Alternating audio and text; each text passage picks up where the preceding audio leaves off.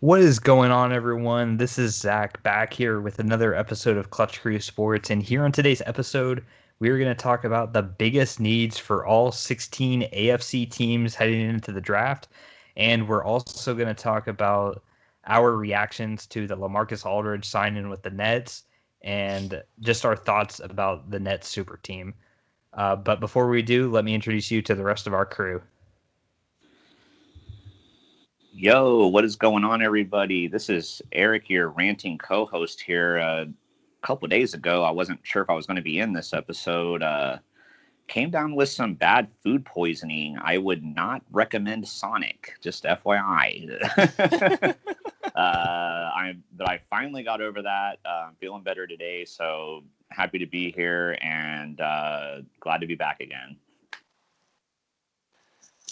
What is going on, guys? It is Connor here, the co-host with the most, and I'm excited to talk about some team needs because I know the Steelers are definitely one of those teams that need some players, so unlike last season. So I'm excited to talk about that and excited for, especially since the NCAA Finals is going on, so hopefully we'll have a result before the podcast is over so we can share it with you.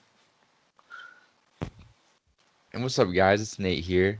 Looking forward to talking about a couple team needs tonight. I got my Pats to talk about and a couple other AFC teams. So looking forward to seeing what else they have to take care of going into the draft here. Yep, definitely. So that's going to be the main focus of this episode is we're going to be essentially talking about the two biggest needs for all of the AFC teams. And then next week, don't worry, fans of NFC teams, we got you guys covered next week. We will do that as well. But we're going to split the NFL in half and start with the AFC. And we will go division by division.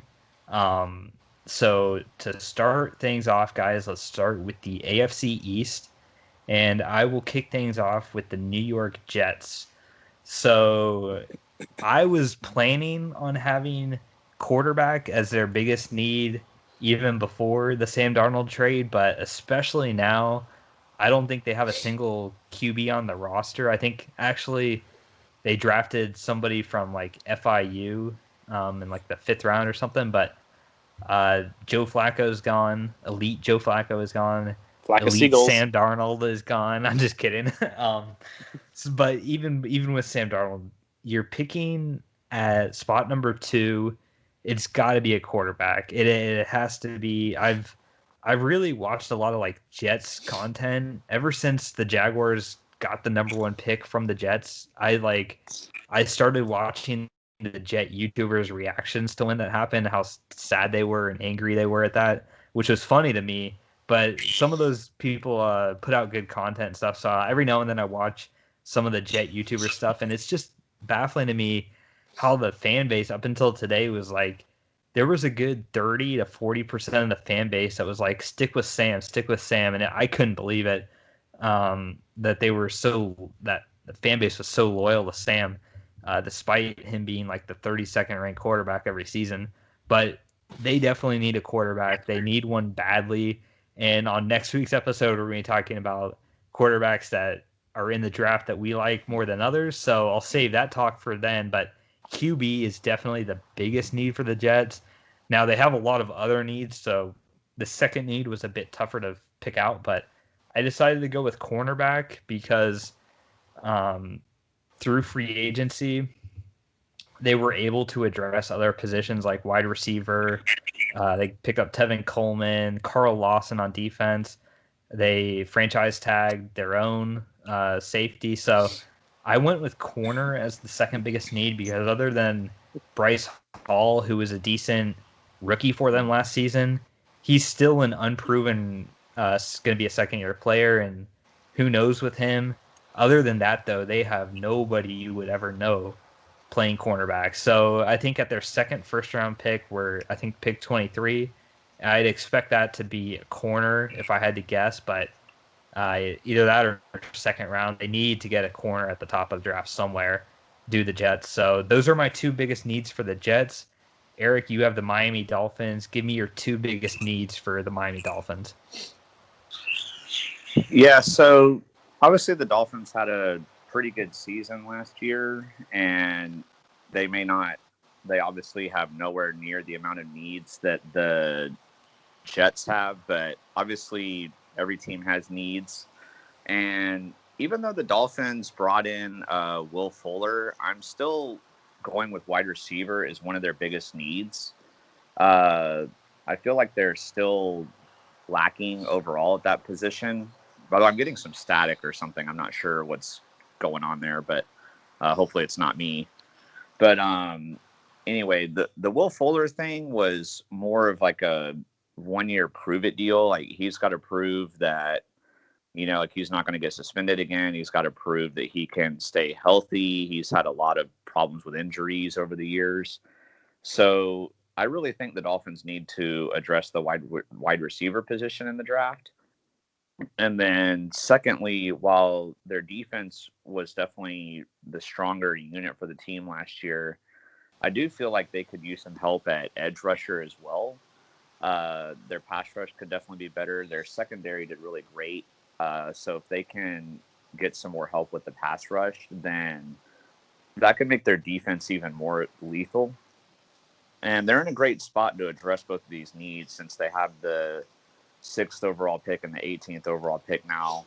They accumulated some picks making those trades. So I think the Dolphins are in a great position if they can address these couple of needs. I think they'll have a good season if they do this.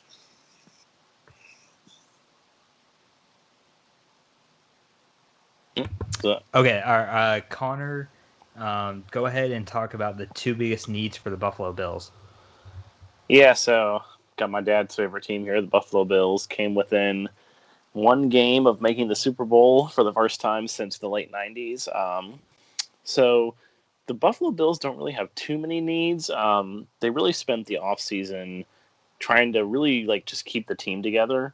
They're kind of in the same sort of boat that the Bucs were in. Obviously, the Bucs had more people to re-sign, but the Bills really focused on just kind of keeping the team together. They re-signed Matt Milano. They re-signed a couple offensive linemen. They signed some offensive linemen to extensions. So that's really what their focus was this offseason. So they didn't really go out and get any free agents. But definitely, in my opinion, the biggest need for the Buffalo Bills is an edge rusher because their best edge rusher at the moment is Jerry Hughes, and he's getting up there in age. I think he's going to be in 32 or 33 this season. He's still a decent player. He's a great leader, but he's definitely not up to the caliber that the Bills need. The Bills need someone who's going to really be, a force, get after the quarterback, because they have the secondary back there to back up.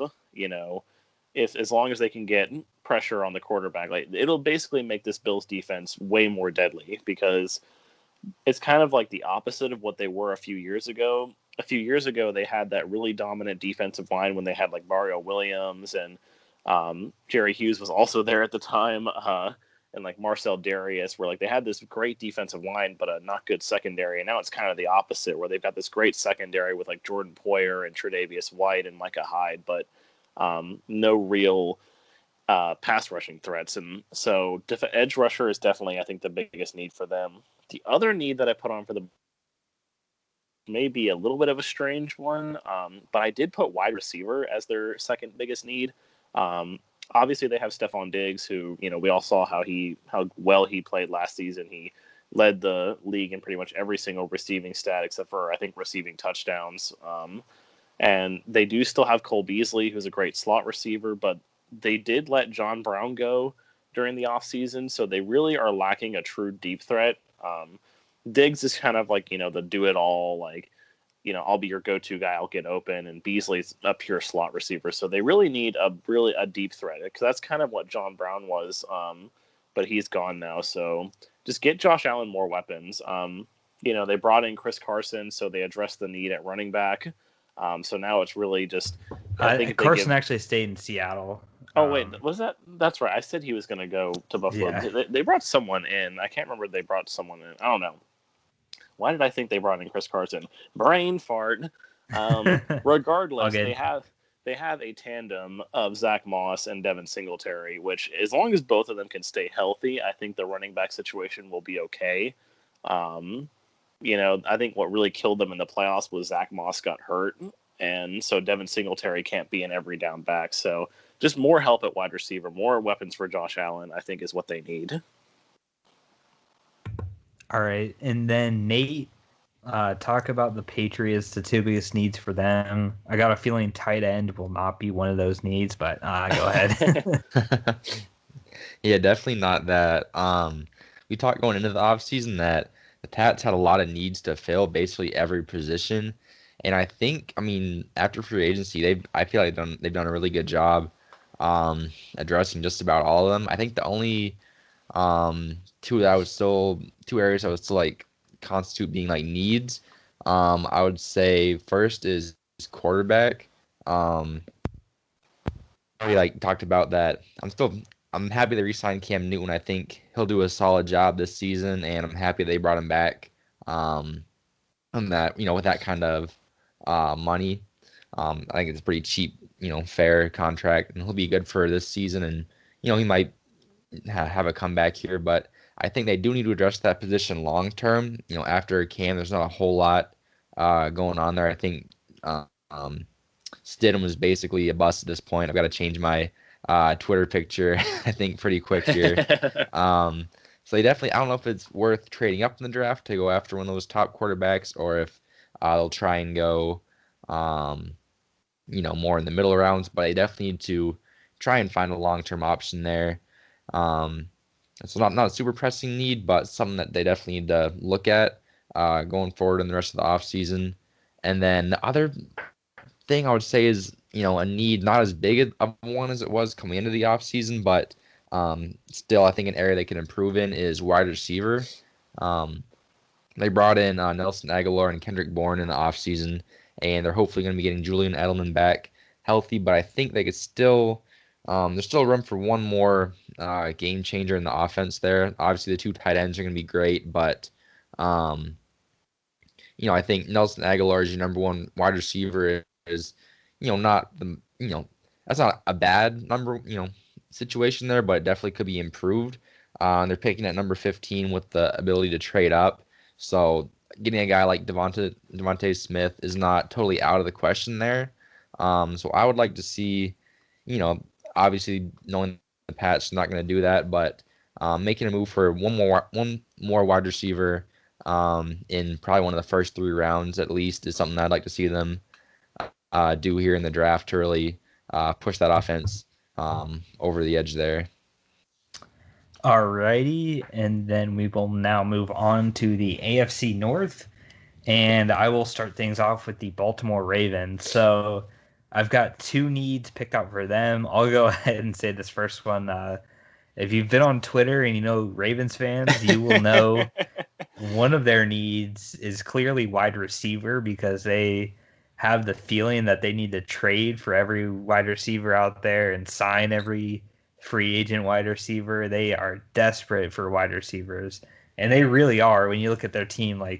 Now they're off. Here's the thing, though, which is a problem in free agency, is free agents really don't want to go to Baltimore because of the offense that they run with Lamar Jackson. It's heavy run. So if you're a running back, that's great. Offensive linemen, I think it's great for them too, because they can focus more on run blocking. But as far as receivers go, it's pretty tough. It's not a desirable place to go, but for the NFL draft, you really have no choice. So if you get drafted as a receiver to the Ravens, you have to go there. So receiver, definitely their biggest need. They have Sammy Watkins and Marquise Hollywood Brown. That's about it. And I'm not sure Sammy Watkins all is pros that right good. there, bro. Yeah. So Don't forget about Des Bryant. I think he Bryant. left them actually. So it's like well, Willie Snead left too. His biggest contribution in the playoffs, I remember, with Des Bryant was he came in and his first 2 plays he dropped a pass and then committed an OPI.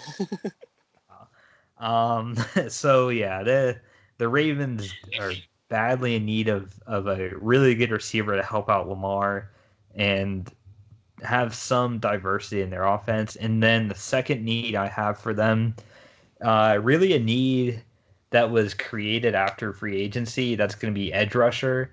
They had Judon and Yannick Ngakoue last year. Both of those guys are now gone. The rest of their defense is pretty solid. They have good run support, but I still think they need a really good pass rusher to fit on their team because the rest of their defense is pretty solid. They have good corners. They drafted good linebackers.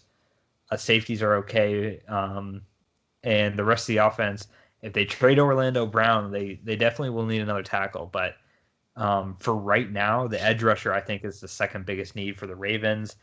Eric, you've got the Cleveland Browns next. So talk about the two big needs you think the Browns need to hit in the draft. Yeah, for sure. So again, kind of like how I had the Dolphins with the AFC East, I got another pretty good team here in the Browns. So not a team with a ton of pressing needs. It was kind of tough to figure out exactly which ones I was going to go with, but I ultimately, first of all, went with edge rusher because I feel like other than Myles Garrett, their pass rush was a little bit lacking. And I feel like if they can get somebody at least decent to complement him on the other side, that could help, possibly discourage teams from double teaming Myles Garrett all the time. Or if they do double team Myles Garrett all the time, then whoever they get on the other side could then be freed up to get some sacks. So I'd like to see the Browns get a little bit of an improvement there. And then secondly, this one was kind of a tough. This is where I had my tough time. I debated between cornerback and wide receiver. Obviously, they've got Denzel Ward, who's great, but kind of like with the Myles Garrett situation, they could really use somebody on the other side to complement him. And then I kind of thought about wide receiver as well, because while they have Odell Beckham and Jarvis Landry, the two of them combined are making a lot of money. And it seems like every year there's always rumors that the Browns are going to trade Odell Beckham. And also Odell Beckham's been having a lot of injury problems anyway. So even if he does stay there, it seems like he gets hurt a lot. They really could use help at wide receiver. So even though I know we're only supposed to do 2, but I kind of did 3 there. But, like I said, none of these needs are necessarily pressing. It's not like they have to hit big on their first pick or anything like that. But again, though, if they can hit those 3 things, I think the Browns are going to be a great team next year. All right, and then we will move on to Connor to talk about the Steelers. I'm really interested to see what you say about your team here. Well, definitely the needs this season. Despite the people leaving on defense and my disappointment with how they handled free agency, they lost Bud Dupree, they lost Mike Hilton, Vince Williams has they cut Vince Williams, they cut Steven Nelson. Looked like Tyson Alu wasn't going to be coming back, but then lo and behold, strange circumstances have led to Tyson Alu coming back to Pittsburgh. So I'm happy about that. The defensive line is completely intact. The linebackers are mostly intact. Devin Bush is going to be coming back from injury. They did re-sign Robert Spillane. And then the safeties are still the same. It's really just the corners. So if there was a defensive need, then I would say corner, but that's not their biggest need in my opinion. Their biggest need, first of all, is offensive line. This team is a far cry from a couple seasons ago. The Steelers probably had the best offensive line in the league. Was full of Pro Bowlers: Villanueva, Ramon Foster, Marquise Pouncey, David DeCastro. And then Marcus Gilbert wasn't a Pro Bowler, but he was the right tackle. All but one of those guys is gone now. Foster and Pouncey have retired, and then Gilbert and Villanueva, which Villanueva might end up coming back. I don't know. I keep hearing rumors that he might come back if the Steelers can get him back for a really low contract, because it doesn't seem like anyone else really wants him. So we might get him back, but other than him maybe coming back, DeCastro is the only one left. So definitely some offensive line help. I would say probably more so interior offensive line, like guards and centers, because I think the backup tackle situation, it was always the run blocking was always the issue last year, and that really comes from your interior offensive linemen. So guards and centers really would be the priority for them there. And then obviously the other big pressing need on the offense, which I already talked about. The run game was a struggle, would be running back. James Conner, he's also still out on the market. There's rumors that he might come back on a really low contract too. But regardless, if he doesn't come back, then the Steelers have, the fantastic tandem of Benny Snell Jr. and Jalen Samuels at the moment. So definitely in dire need of some running back help, which they can definitely address that in the draft. There's if Najee Harris were to fall to them, they can definitely get him, or Travis Etienne is there. Might be a little bit of a reach for them at 24 to get Etienne, but who knows? The Steelers are desperate for a running back, so definitely all offensive needs. It was the lack of a run game that really killed them at the end of last season, so they need to address that ASAP because the passing game's in good shape. So just the run game. Yeah. And Nate, to round off things in the division, you have the Cincinnati Bengals. Go ahead and give us 2 needs for the Bengals. Yeah, so I think the most pressing need for the Bengals is going to be to continue to upgrade their O-line. With Joe Burrow coming back from a major injury, I think it's obviously huge to have him protected, and they didn't do a great job of that last year. I think that's an area they've got to improve in, and they really didn't do too much in free agency. They signed Riley Reif to a 1-year deal, but he's a little bit out of his prime. I think they've got to draft someone pretty high. I would someone like Penei Sewell. I don't know if I said his name right, but someone like that with their top pick, I think would be a smart move for the Bengals. Basically, anything they can do to make life easier for Joe Burrow. Oh, I'm having a hard time talking tonight.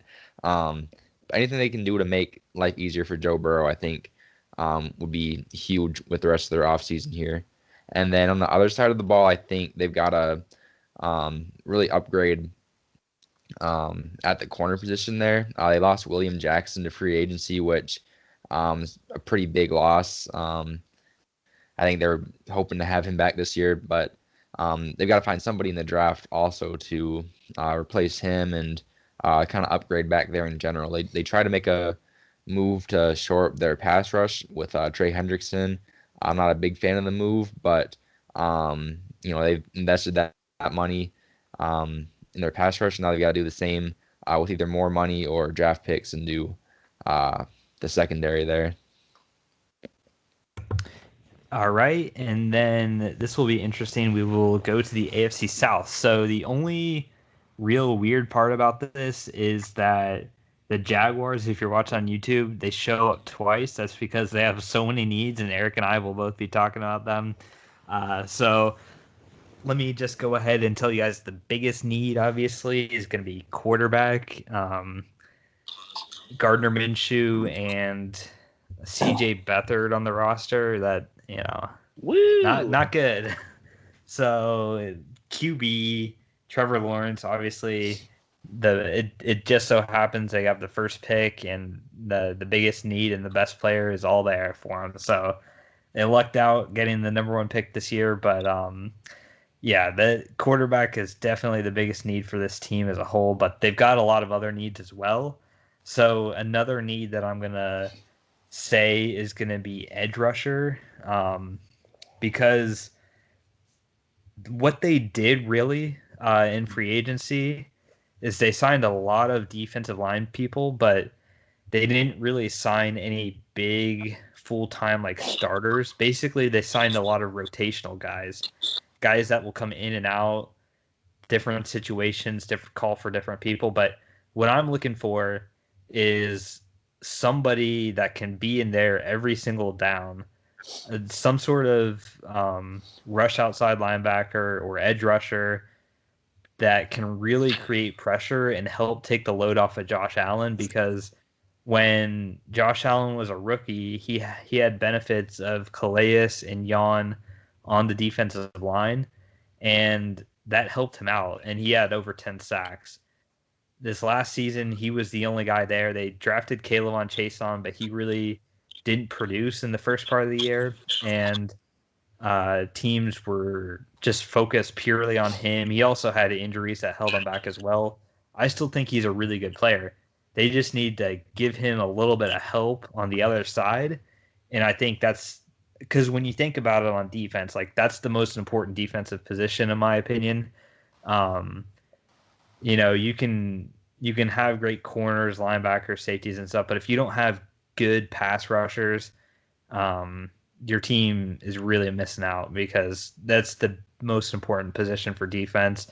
So those are my two needs for the Jaguars. Eric, I'll hand it over to you and let you talk about two more needs that the Jaguars really need to address.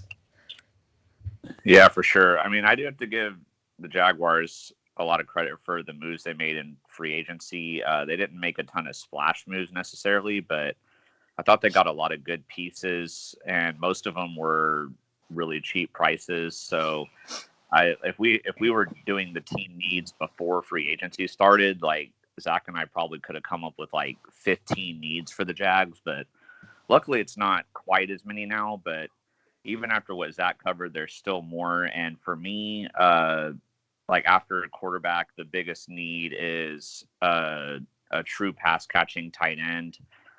They signed this guy that I had never heard of before, Chris Manhertz from Carolina.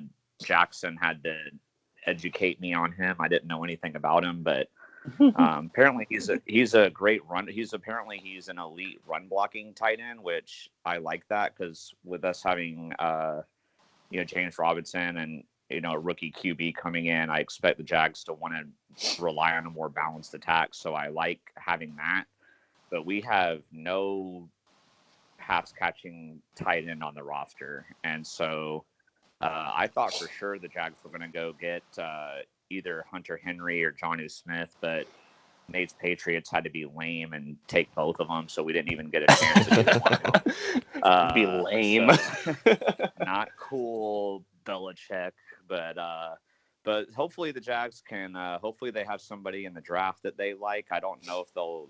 Obviously, they're going to use the number 1 pick on Trevor. I don't know if they plan to use the 25th pick on a tight end or if that'd be too early, or maybe they got somebody they're eyeing a later round on, but they definitely need a pass catching tight end, whether they draft one or maybe trade for Zach Ertz or something. Like they need to get a tight end immediately to help Trevor Lawrence.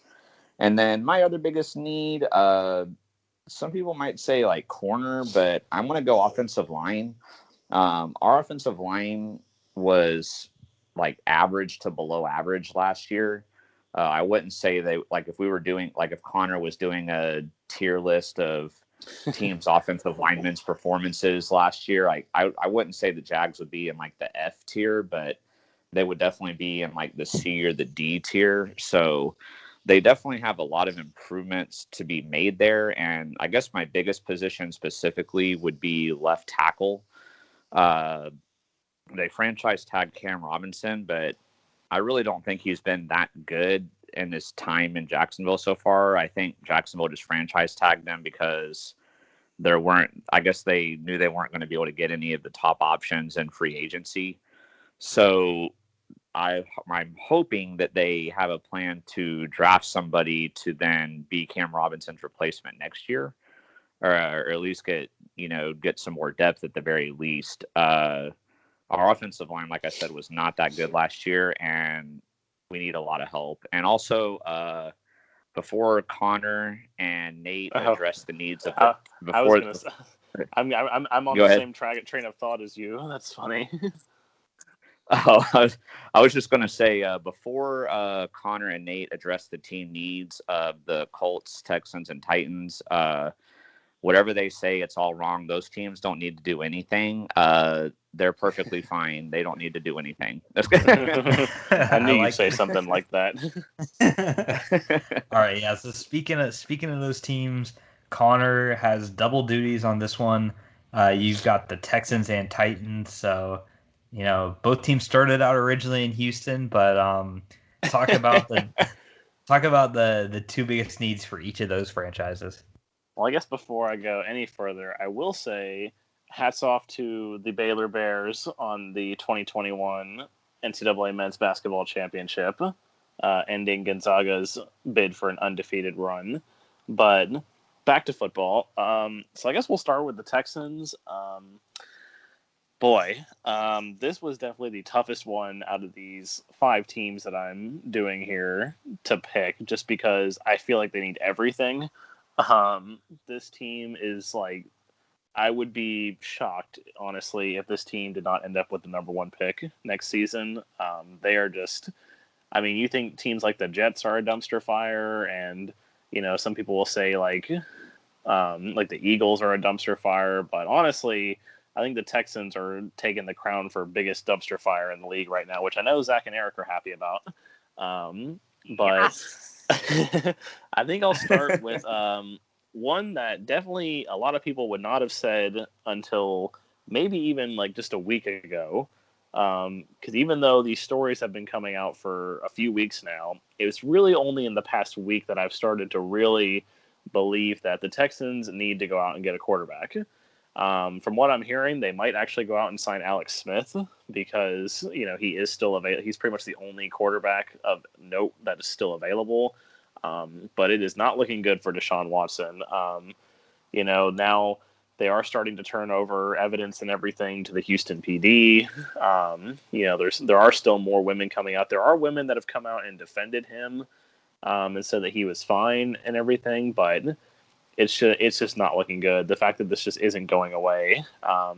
Who knows? Plus, he said he's not playing for them either, too. So it's like right, before that even happened, he said he wouldn't play. So right. So basically, this is all just like, and now any potential trade value that he might have had is pretty much killed at this point. The Texans would probably be lucky to get like a mid-round draft pick, if any at all, for him at this point, given everything that's going on. So.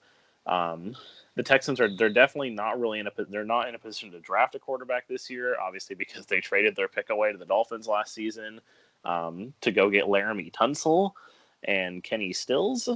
But so they are in need. Like I said, Alex Smith would be a good option for them, just as a placeholder for this season. And then, like I said, they're probably going to end up with the number 1 pick. So quarterback in the draft next season, but they definitely need to address it at the moment because I don't know who would be taking over, honestly, right now. Didn't look at their depth chart, but I don't know. They signed Tyrod Taylor. They brought in Tyrod Taylor. Right. Okay. So they need to go. He's the only guy they have because T-Mobile is not like he's a game manager. I think Alex Smith could actually do something for them. But anyway, so quarterback. But then on the other side of the ball, I said defensive line. Really, I just kind of left this open to like all defensive line. I know I was a little bit more specific with Pittsburgh when I said the offensive line. I said like guards or a center, but really just kind of everything on the defensive line for this team. They lost J.J. Watt, obviously. A couple seasons ago, they lost Jadeveon Clowney. So, like, they don't have any edge rushers. They don't really have any, like, run-stuffing defensive tackles on the team. It's, like I said, this team just needs everything. It's kind of hard to really go in. I mean, the quarterback, I could go more in-depth because of what's going on with Watson, but it's really kind of hard to go in-depth with this team just because they need everything. They have nobody really of note left on the team except for, like, David Johnson at running back, and he's not even that good. So, yeah, Texans are a dumpster fire. Moving on to a team that's a little bit less of a dumpster fire at the moment are the Tennessee Titans.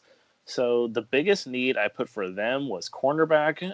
The defense was obviously the biggest disappointment for them last season. They King Henry rushed for over 2,000 yards. Tannehill actually had a pretty good season, but the defense was what let them down. Also in the playoffs too, they actually let Lamar Jackson throw on them. So bad on you, Tennessee Titans, for allowing that to happen. They also just let Adoree Jackson go a couple weeks ago. He left the team, so their supposed number 1 corner, even though I don't think anyone would consider Adoree Jackson a number 1 cornerback. So Malcolm Butler left them too. Yeah, so they lost their number 1 and number 2 corner. So corner is definitely a huge need for this team.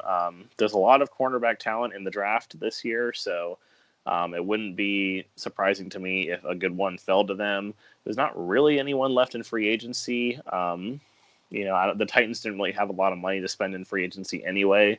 And then they went and blew it all on Bud Dupree. So, They just don't really have. So it's really the draft is going to be their last hope for corners because unless they want to go out and get Richard Sherman, but I highly doubt Sherman's going to go and sign with Tennessee. And even then, that would only be a very short-term solution. So cornerback. And then on the offensive side of the ball for them, I said tight end was probably their second biggest need because they obviously lost Jonnu Smith, and he was a huge part of that offense. They were kind of running – if you have an offense that's really heavily based on the run – and a quarterback like Ryan Tannehill, then you need a good tight end. Obviously A.J. Brown is, a fantastic receiver, but I think really, Jonnu Smith was his go-to guy last season. Jonnu Smith really had a big breakout year, and now he's in New England. So definitely got to go out and get a tight end. I'm not sure where they would get a tight end from because obviously the best tight end in the draft, Kyle Pitts, is in no way, shape, or form going to be falling to them. Unless the Titans wild out and offer up a boatload of draft picks with a couple first rounders thrown in there to Atlanta, then, and even then, I don't know if Atlanta would trade away from number 4. So they're not going to be getting Kyle Pitts. Like I said, the tight end class isn't fantastic this year. So I'll be interested to see what they do and where they find a tight end, but it's definitely a big need for them because Tannehill needs a tight end. Like I said, he's not a fantastic QB, so he needs that safety valve, that, big target that he can get it to on a consistent basis. All right. And then Nate, round out this division and talk about the Indianapolis Colts for us. Yeah, so for the Colts, I think the biggest need that I see when I look at this team is on the defensive side of the ball. Their D-line and pass rush really is very weak. Looking on paper, I mean, they had an average amount of sacks last year, but I have the roster pulled up here, and the guys they have under contract right now are basically all no names. I mean, I could read them off to you, but you wouldn't even. I don't think anybody besides the most avid Colts fans would recognize these names. I've got Tyquan Lewis, Kamoko Ture,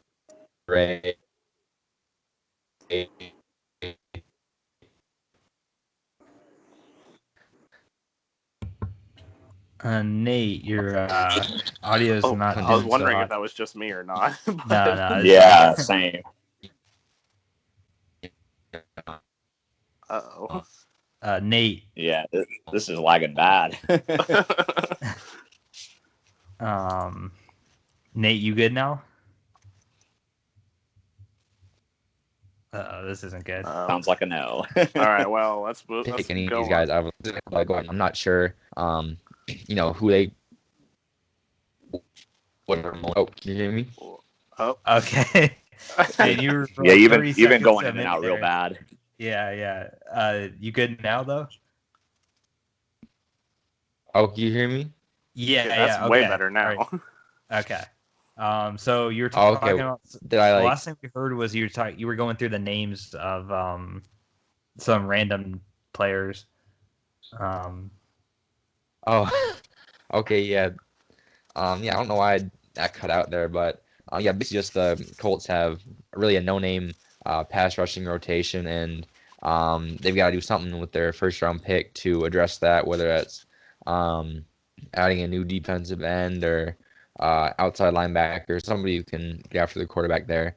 And then otherwise, I think the only other need I could really think for the Colts probably be their secondary as well. They could, use some general help there. I think the rest of their offense, they've got, solid young talent at O-line, wide receiver. Obviously, Darius Leonard and the linebackers are pretty good. They just got Carson Wentz. I think only other area that they can maybe shore up is corner or the secondary. Not super familiar with who they've got back there, but that won't be an area that would be a bad spot to look to add some more talent. All right. We will move on now to the fourth and final division for the AFC, and I will go ahead and take the Kansas City Chiefs here. So obviously, a team that won the AFC. They don't have a whole lot of holes, but for the two holes that I'll talk about, I'm gonna go, since I think they really need 3 or 4 new players on their team. I'm gonna say offensive line. They need tackles and interior.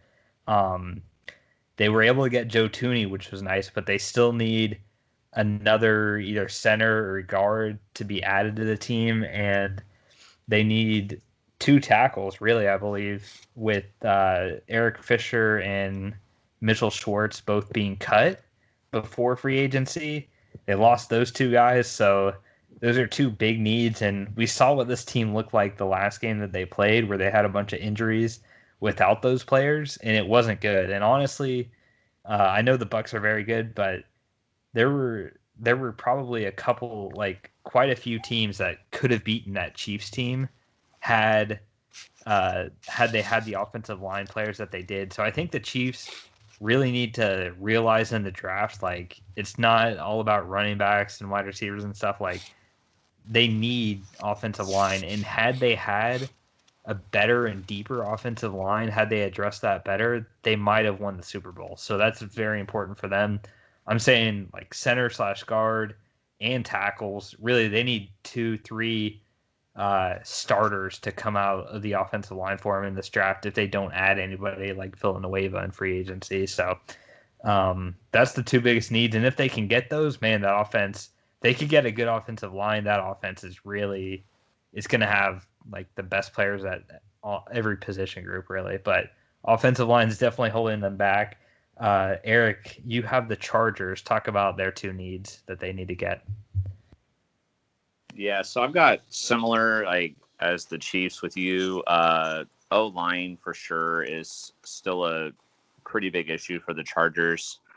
Kind of like what Nate talked about earlier with the Bengals and Joe Burrow. Like, the Chargers really need to make sure that they are protecting Justin Herbert at all costs. I mean, he had a pretty fantastic rookie season for the most part. He's obviously their quarterback of the future, so they need to make sure they get him some help on that O-line. I feel like their weapons and everything are pretty good, so I don't think they need so much help there, but they got to protect that man.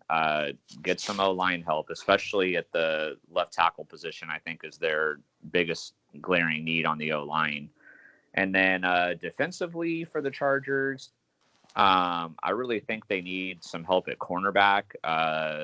They lost Casey Hayward. They seem to be pretty vulnerable at that position, and they lost their safety Jenkins too. So they lost Desmond King as well, another corner. Yeah, and Desmond King. So that, like, they really need to address the secondary on the defensive side of the ball. If they don't, I mean, teams will be throwing all over them every game. So I was shocked they didn't try to do more in free agency with all of their losses that they had in the secondary. I felt like there were a lot of good corners and safeties available, but they didn't get any of them. So I'm assuming then that they have a plan for the draft to fix this. But if not, they're in serious trouble.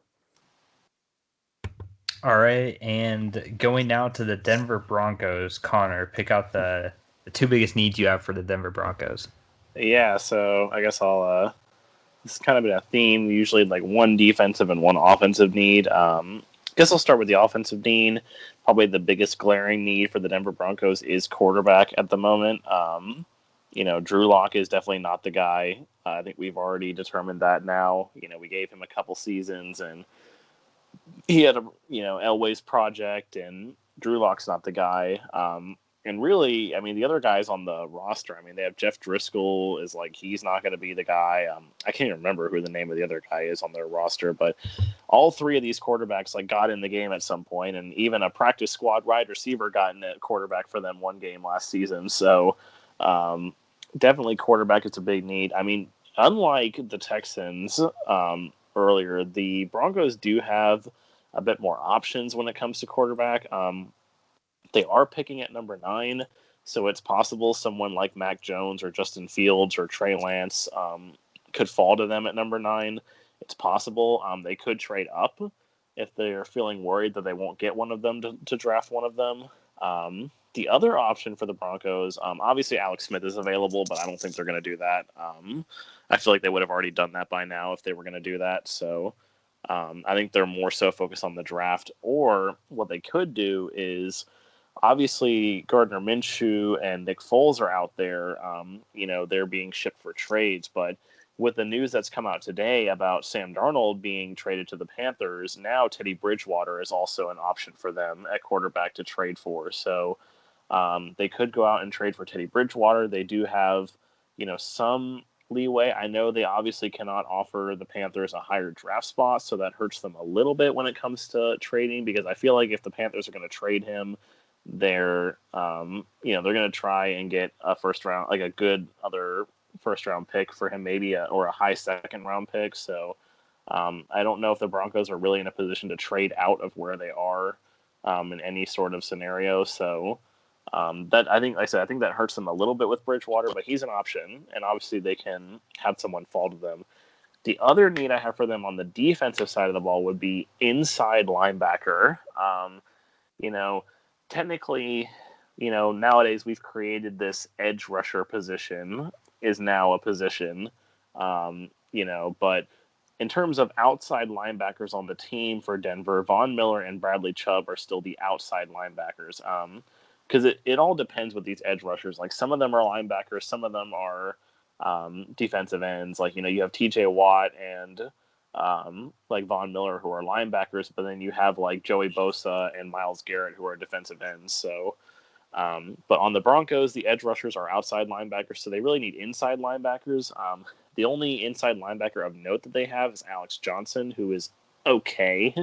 He's kind of like an average inside linebacker, but having a really good middle linebacker is pretty key to having a good defense. All the best defenses that you see have always had a really great middle linebacker. You look back, with the Seahawks and the Legion of Boom with Bobby Wagner, or, when the Panthers had their good defense with Luke Kuechly running the helm, or, even back when the Steelers were, before they had some of their issues, like the past couple of seasons when Ryan Shazier was running the show in Pittsburgh, the Steelers defense was great. So really getting a good middle linebacker is an option, is what they need. There is one option I think that I know of in the draft this year. I don't know if they'll be able to get him, but Micah Parsons from Penn State would be a good fit for them. Like I said, I don't know if they get him or not, because it's going to depend on whether they want to take a quarterback or not, but I think he would be a really good fit for them. Like I said, it fills a need for them, and it can really change the dynamic of this defense and get it turned around. And last but not least, Nate, you have the Las Vegas Raiders. So walk us through their two biggest needs in your opinion. Yeah, so I think the Raiders kind of have needs at a few different positions, but I'm going to stick with two areas on the offensive side of the ball. I think their biggest need here is O-line. They parted ways with Trent Brown in a trade to the Pats, and I believe they cut Richie Incognito at guard. So that's two starting O-linemen. I think they lost one other starters too to either free agency or Gabe. Did you say Gabe Jackson? Trade or whatever. Yeah. Incognito is still on the Raiders, by the way. I think Gabe Jackson. Oh, is he? Gone. Yeah, yeah. I think you were thinking of Gabe Jackson. Okay, yeah, I think that's what it was. It was Gabe Jackson. I think they said they thought Incognito would get cut or something, and they didn't end up doing it. I might have been reading an old article there, but yeah, in any event, I think they do definitely need to replace Trent Brown, though. That's a literally and figuratively a big piece to lose there. I think they should look to draft a O-lineman to protect Derek Carr back there. It looks like he's their quarterback going forward. I think he's a good option, but he's not super dynamic like a Patrick Mahomes or a guy that can really move around back there. So I would say O-line is definitely a big spot they got to shore up in the draft, and maybe look to sign or trade for another veteran going into the 2021 season. And then the other spot I was looking at is wide receiver. The biggest loss this area was Nelson Aguilar leaving in free agency of the Patriots. They had a decent duo there with him and Henry Ruggs was starting to come along. I think he's not, Nelson Aguilar wasn't an all-pro guy, so it's not like a huge loss, but he was one of their top targets, and now they're pretty thin in that position, so I would say that's another area they could look to target. I don't know if I would use their top pick there. I would still say O-line might be a little bit more important, but they should definitely look to target somebody, relatively high in the draft, and again, maybe look to pick up some kind of a veteran option there as well. So those are my two spots for the Raiders. I think their defense is solid. I think on paper, Ngakoue and Max Crosby are going to be a nice pass rushing duo. So I think that side of the ball is going to be at least adequate this year. All right, yeah, and that's going to wrap up this segment of the show. And Nate, I know we started this kind of late, so before we get into the NBA talk, you're free to leave, man. Good having you on the show, and you can dip out early on us before we go around the hoop. All right. Later, Nate. Yeah, man. Thanks for having me. That was. Yep. All right. See you guys. All right. See you, man. Peace out, Nate. See you next week. Let's go now around the hoop and talk about an NBA topic that I really wanted to discuss with you guys, Eric and Connor, and that's going to be this loaded Brooklyn Nets team. It's obviously this team was good going into the season, but seeing here on YouTube, there are 5 starters here. Literally 3 of them were additions in season with James Harden, Lamarcus Aldridge, and Blake Griffin. So personally, when I heard the news of this, with Lamarcus Aldridge signing with them, even really to a smaller extent, Blake Griffin, it was just like, I just felt like it just to me was bad because the NBA already was at a point, I think, where there were only a handful of like really competitive teams, but now it honestly seems like unless KD never comes back from his injury or Kyrie or Harden gets hurt, like if 2 of them are hurt, if they're fully healthy, it's not even going to be a competition in my mind. Like they've already won. You can put rings on their fingers already. And I think that's not a good thing for the NBA to have like champions awarded in, what is this? This happened in March. So, I just kind of felt sick, and I'm not anti-Nets necessarily, but it's just, to me, it's not as exciting anymore when you have a team like this. So I'll start with Eric. Did you have a similar reaction to me, or do you still think this is competitive, and how do you feel about this super team? My reaction is similar to yours. My reaction is not quite as strong, only because Lamarcus Aldridge and Blake Griffin are not, the same players they were a few years ago. I mean, they're both definitely past their primes, but obviously they can still contribute. I mean, and you already had Kyrie, Harden, and KD on the team. I mean, I guess the vibe that I'm getting from this, though, is because I wouldn't say it's over yet, just because, I mean, the Western Conference is really good. And most likely, if the Lakers can get healthy, I mean, they're obviously struggling right now without AD and LeBron both being out.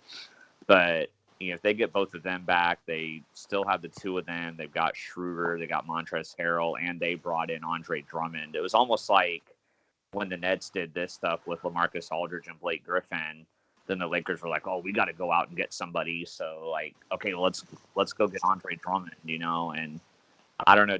The vibe that I'm getting from it is it's reminding me a lot of like Cavs Warriors from, those few seasons ago, where like if both of these teams like stay the same over the course of the next like couple seasons, it's going to get that feeling of like before the season starts, oh, it's going to be Nets and Lakers. Oh, then the next year, oh, it's going to be Nets and Lakers again. And maybe like the Nets will win it one time and the Lakers will win it the next time. Like, it might not be the Nets winning it every time or the Lakers winning it every time, but it's just going to be that same drug out. Oh, it's the same two teams. Like, and then it's going to make the playoffs less exciting because most likely these teams will steamroll through their opponents and stuff like that. But I still have a little bit of optimism just because, like, the Nuggets are on a tear right now.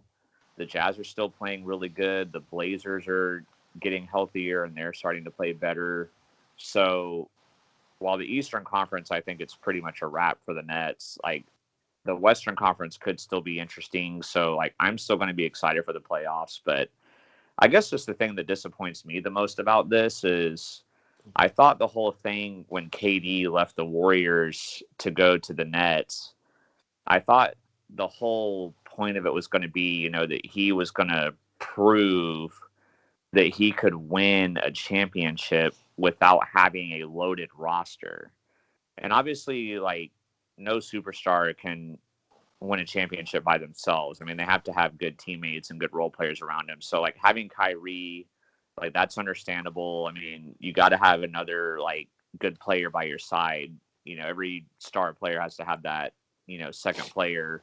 As much as I love MJ, like, even having Pippen was a big help for him. So having that second player is nice. But then, you go and trade your whole draft lottery and most of your depth for James Harden, and then you go out and pick up Lamarcus Aldridge and Blake Griffin. It's like, weren't you gonna do this without having a loaded team? Like, because now it's like, if the Nets win a championship, it's really going to feel similar to KD's championships with the Warriors, where, to me, like, they don't do anything to enhance his legacy or, like, move him closer to passing a LeBron or Kobe or something. Like, it'll just be another meaningless championship to me. But anyway, those are pretty much my thoughts on it. I didn't know if you wanted to ask Connor the same question or.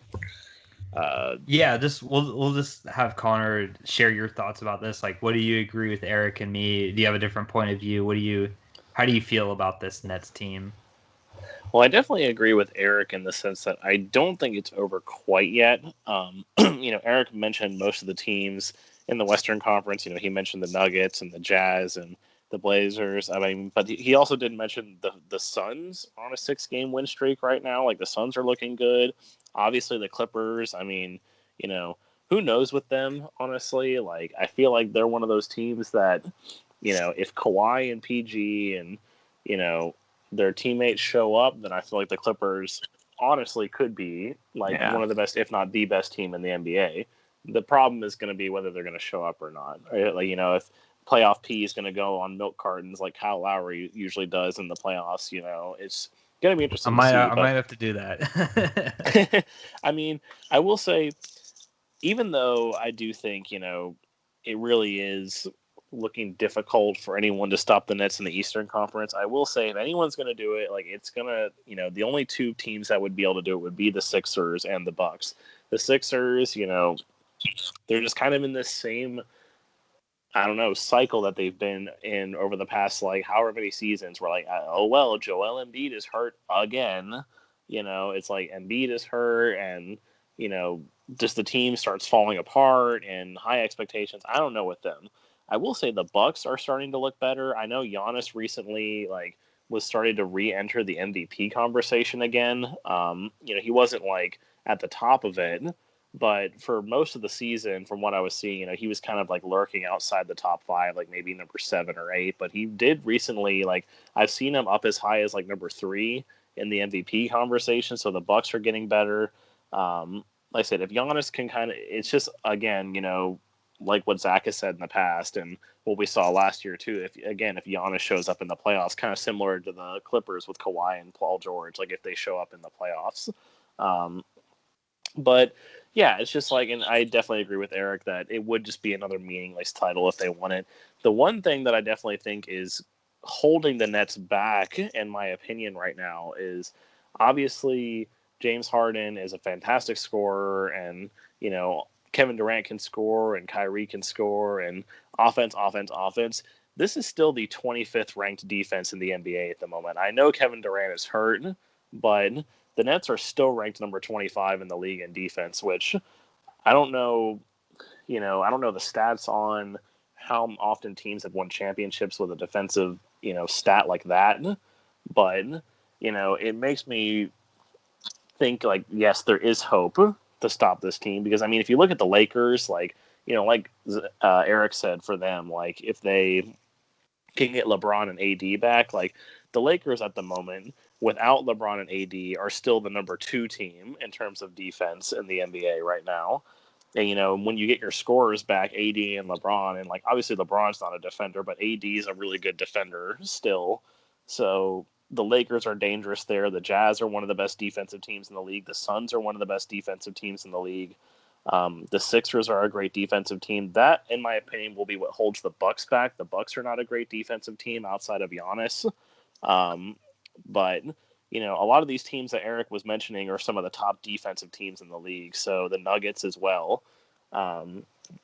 So I don't know. It's just like Eric said, Aldridge and Griffin are definitely past their prime. So I definitely don't see this as like a, as big of a juggernaut as that Warriors team was, with KD and Steph and Clay and Draymond and, kind of a rotating cast of centers, but like, DeMarcus Cousins at one point, Kevon Looney, like Andrew Bogut, like, I don't see this team as good as that, but, but then again, with all the knocks I'm giving them right now, I also wouldn't be surprised if it turned into something like Eric said, where like, okay, here we go again, like Nets and Lakers, if Eric used the Cavs Warriors, I can use, I guess, a college football reference for this. Like, oh, here we go. It's Alabama and Clemson again. Like, we're doing this all over again, or Alabama and Ohio State, or Clemson and Ohio State. Like every season, it's these teams. So I don't know, but I have more optimism surrounding this than I did for the Cavs Warriors.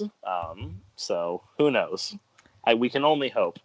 Yeah. And then yes, I will say, like, kind of like final thoughts here. Like, I do think the West is going to be really, it's going to be really good. All those games in the West playoffs, I think, will be really good because, honestly, if you're asking me, like, I think LeBron will come back from his injury, like, right before the playoffs start, but I'm not sure if AD comes back, honestly. Like, from what I'm hearing and seeing, like, I wouldn't be surprised if the Lakers just decide to like just shut AD down for the rest of the season and try like next season to go for another ring. But from what I'm seeing, he's definitely not a lock to return. I think LeBron will come back, but so the fact that the Lakers could potentially not have their 2 superstars healthy, that means the West is definitely going to be up for grabs.